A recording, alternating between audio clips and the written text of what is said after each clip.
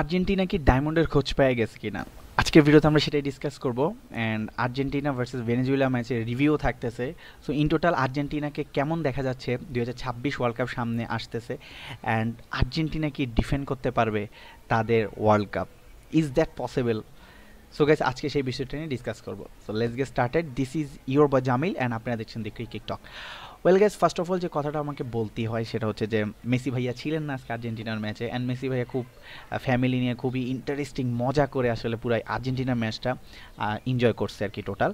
So guys, যেই বিষয়টা আমার বলার বিষয় সেটা হচ্ছে যে আর্জেন্টিনার বর্তমান যে সিচুয়েশন, বর্তমান যে স্কোয়াড, বর্তমান যে তাদের খেলার ধরন, স্টাইল, সেই জায়গার ভিতর আর্জেন্টিনা কতটুকু ইমপ্রুভমেন্ট আনতে পারছে লাস্ট ইয়ার, মানে যেই ওয়ার্ল্ড কাপটা তারা খেলছে সেই থেকে এখন পর্যন্ত আমরা ডিসকাস করবো সেটা। উইদাউট মেসি কেমন হবে এই আর্জেন্টিনা? সো গাইজ, প্রথম যে বিষয়টা আমার কাছে মানে লাগলো সেই ম্যাচটা, আপনাদের হয়তো স্কোর লাইন দেখে মনে হয়েছে ভাই এটা কি রিভিউ করব, এবং আমি নিজেও একজন ভাই ব্রাজিল ফ্যান এবং আমিও রিয়াল মাদ্রিদ এবং ফ্যান, বাট আর্জেন্টিনা এই এই যে ম্যাচটা খেলছে ভাই, এই ম্যাচটা একটু ট্যাকটিক্যাল আলোচনা করলে আউটস্ট্যান্ডিং ম্যাচ, আউটস্ট্যান্ডিং ম্যাচ। আপনি এটা দেখলে বুঝবেন না যে 1-0 গোলের, এটা দেখলে মনে হবে যে বেশি ভালো খেলে নেয়, বাট আপনি যদি স্ট্যাক দেখেন, সমীকরণ দেখেন, আপনি ইজিলি বুঝে যাবেন।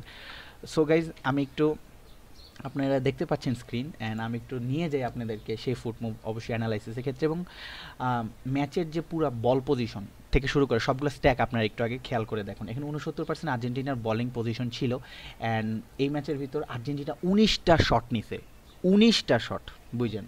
আমি একটু নিয়ে যাই আপনাদেরকে সেই ফুট মুভ অবশ্যই অ্যানালাইসিসের ক্ষেত্রে, এবং ম্যাচের যে পুরো বল পজিশন থেকে শুরু করে সবগুলো স্ট্যাক আপনারা একটু আগে খেয়াল করে দেখুন। এখানে 69% আর্জেন্টিনার বলিং পজিশন ছিল, অ্যান্ড এই ম্যাচের ভিতর আর্জেন্টিনা 19টা শট নিছে, 19টা শট, বুঝছেন। 11টা শট অন টার্গেট এবং বিগ চান্স 9টা ক্রিয়েট করছে। আমার মনে হয় গোল কি বা কোন ভাগ্যের কারণে ম্যাক্সিমাম কোনো একটা টাইমে আমার মনে হয় যে আর্জেন্টিনা অনেক কয়েকটা গোল পাইতে পাইতে পায় না। সো আর্জেন্টিনা টিম কম্বিনেশন প্লেগুলো খুবই ফ্যান্টাস্টিক ছিল আমার কাছে পার্সোনালি লাগে। এই ছিল তাদের স্কোয়াড। এবং ভাই, স্কোয়াডে আমার কিছু কোশ্চেন আছে। স্কোয়াড যে ফরমেশনে খেলছে সেটাকে বলেন, সেটা হচ্ছে 4-4-2 ফরমেশন, খুবই ফরমেশন বলা যায়। 4-4-2, দুইজনই 4-4-2 খেলছে, বাট আর্জেন্টিনার কিছু প্লেয়ার আমার কাছে খুবই আউটস্ট্যান্ডিং লাগছে, আর কিছু প্লেয়ার আমার কাছে মনে হয়েছে আজকে নট অন ফর্মে ছিল। লাউতারো মার্টিনেজরে নিয়ে আমার ভিন্নই এক মতামত আছে, ওরে নিয়ে আমার অন্যরকম চিন্তাভাবনা আর কি।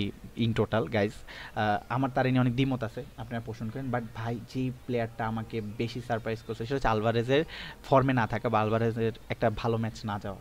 ইন টোটাল আমার কাছে মনে হয়েছে। এছাড়া মার্টিনেজ তো is in form.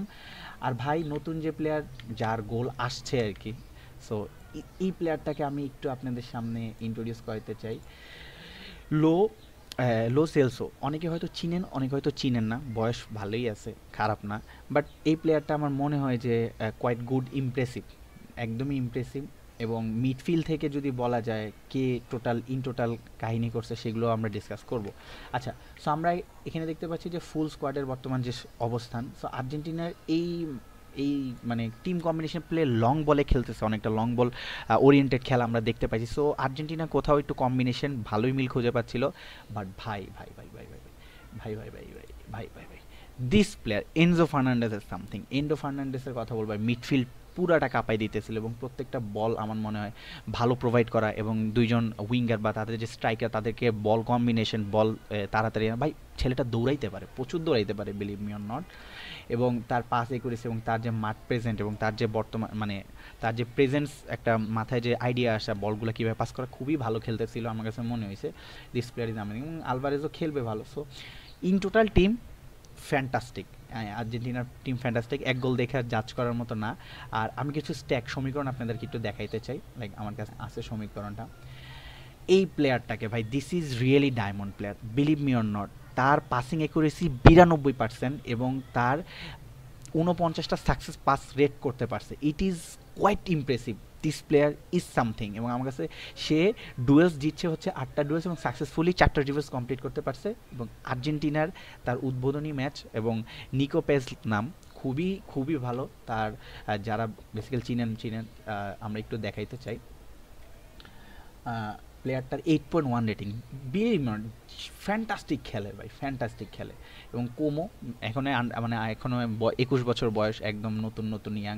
So young প্লেয়াররাও কিন্তু আর্জেন্টিনার ফিউচারের কথাও যদি বলি, আর্জেন্টিনার ফিউচারও আমার মনে হয় যে quite impressive guys, quite impressive. এবং যারা এই এই প্লেয়ারটাকে চিনেন না, যে হচ্ছে মার্কো সেনসি, ভাই ভাই কালকের ম্যাচও করা খেলছে এই প্লেয়ারটা। 93 এফিসিয়েন্সি, তার পাস একুরেসি খুবই ভালো ছিল, আপনারা দেখতেই পাচ্ছেন স্ট্যাক 9টা পাস ইনফিল্ড, ফাইনাল থার্ডের ভিতরে কিন্তু 9টা পাসেস সে করছে। সো ফাইনাল থার্ডের যে বলের কম্বিনেশন সেটা ভালো পাইতেছিল, 4টা recoveries. So he is quite impressive.